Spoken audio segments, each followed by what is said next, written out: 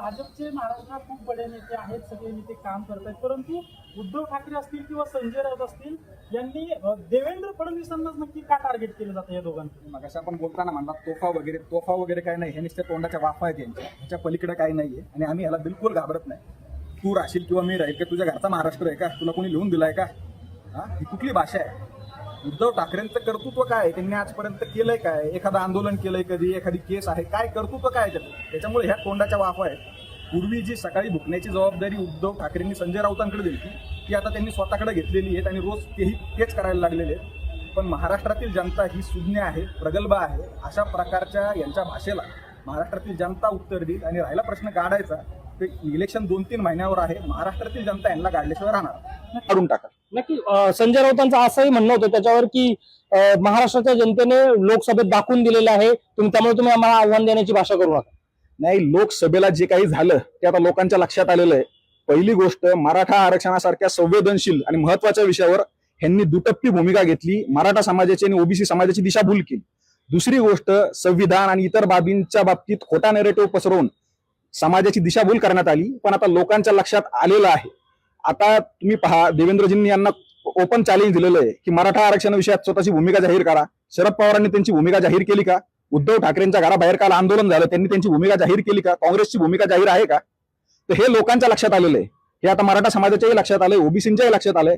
त्याच्यामुळे तुम्ही खोटारडेपणा करून एखाद्या निवडणुकीत काही जागा जास्त मिळवू शकता, ते काही चिरंतन चालत नाही आणि हे त्यांच्याही लक्षात आलंय. त्याच्यामुळे ही अशी पद्धतीची खालची भाषा उद्धव ठाकरे वापरत आहे. प्रदीपजी, माझा प्रश्न पण हाच होता की असं इतकं तोडीफोडीची भाषा करणं हे महाराष्ट्राच्या राजकारणाला शोभतं का? म्हणजे तिन्ही पक्षाकडनं पाहिलं, देवेंद्रजींनी तीच भाषा केली, उद्धव साहेब तेच बोलतायत, मनसेकडनं तेच उत्तर दिलं गेले. नाही, देवेंद्रजींचं भाषण आपण नीट पहा. देवेंद्रजींनी जे बोललं होतं ते सोशल मीडिया बाबतीत बोललं होतं की सोशल मीडियावर तुम्ही रोज पोस्ट टाका, सोशल मीडियावर ठोकून काढा. देवेंद्रजींनी स्वतःच्या हयातीत अशा पद्धतीची खालच्या पद्धतीची भाषा कधीच वापरली नाही. आपण पाहिलं असेल, अक्षरशः देवेंद्रजींना आईवरून शिव्या देण्याचं काम करण्यात आलं, तरी देवेंद्रजींनी स्वतःची मर्यादा कधी सोडलेली नाहीये. अत्यंत मर्यादेत राहून देवेंद्रजींनी नेहमी स्वतःची भूमिका मांडलेली आहे. त्यामुळे आमच्या पक्षाने, आमच्या नेत्यांनी कधीही मर्यादा ओलांडलेली नाहीये. परंतु विरोधी पक्षाकडून वारंवार होतंय. संजय राऊत करत होते कालपर्यंत, आता उद्धव ठाकरेही तेच करायला लागलेले आहेत. तर हे त्यांनी ठरवायचंय, त्यांना महाराष्ट्राचं राजकारण अशाच सराला घेऊन जायचंय का? आणि राहिला विषय, जर त्यांना अशा पद्धतीची भाषा करायची असेल तर आमचेही कार्यकर्ते समर्थ आहेत.